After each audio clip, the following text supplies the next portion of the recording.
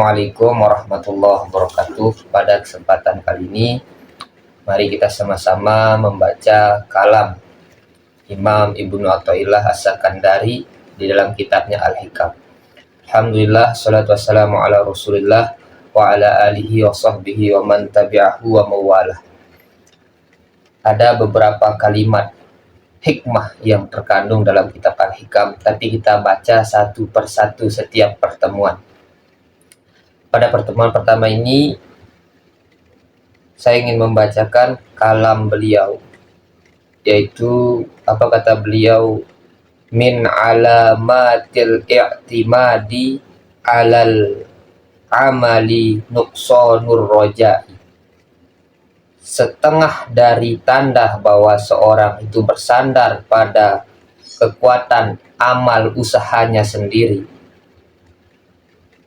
nuqsanur roja'i inda wujudiz zalali, berkurangnya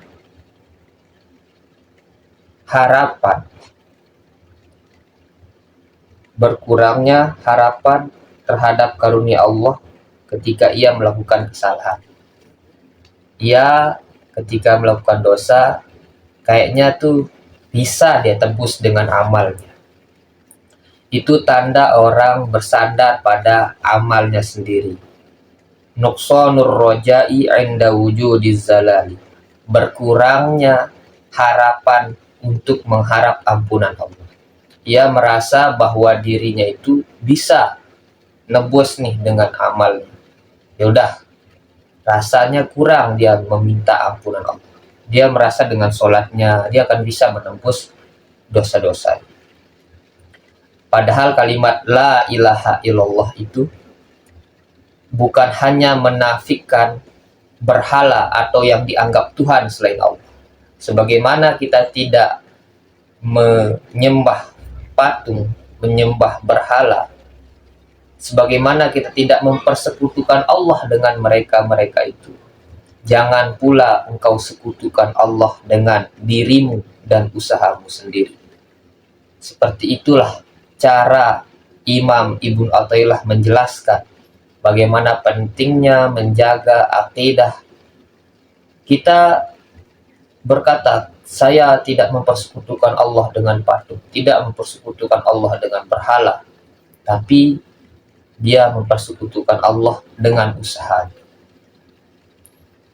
Padahal Allah SWT berfirman dalam hadis, dalam Al-Quran, qul bifadlillahi wa birahmatihi, katakanlah hanya karena rahmat karunia rahmat Allah lah, hanya karena merasakan karunia rahmat Allah lah, fabidzalika falyafrahu huwa khairun, kamu boleh bergembira dan itu lebih baik bagimu, mimma yajma'una, daripada engkau mengumpulkan semua nikmat itu engkau miliki. Engkau rasakan nikmat itu datang dari Allah, itu lebih baik daripada engkau kumpulkan semua dan engkau memilikinya. Sedangkan bersandar pada amal usaha itu berarti lupa pada karunia rahmat Allah.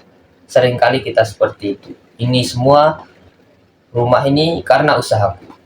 Seolah-olah lupa bahwa itu adalah karunia Allah.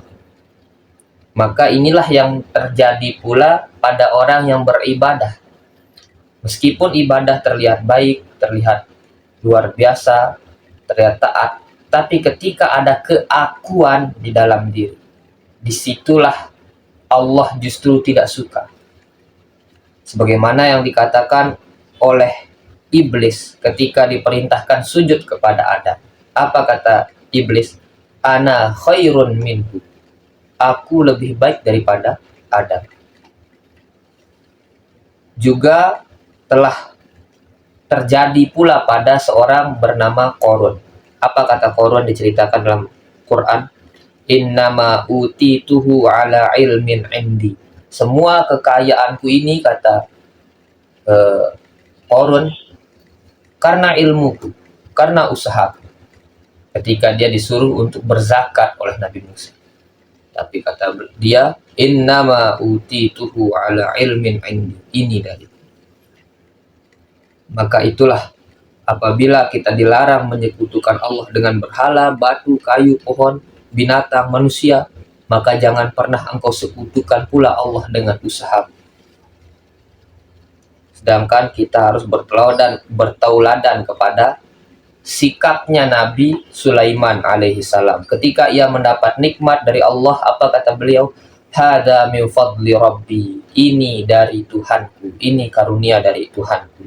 Lina beluani, ia sedang mengujiku. Ashkur, apakah dengan nikmat ini aku akan bersyukur?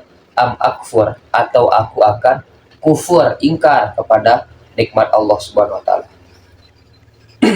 Waman syakara fa innama yashkuru li nafsihi.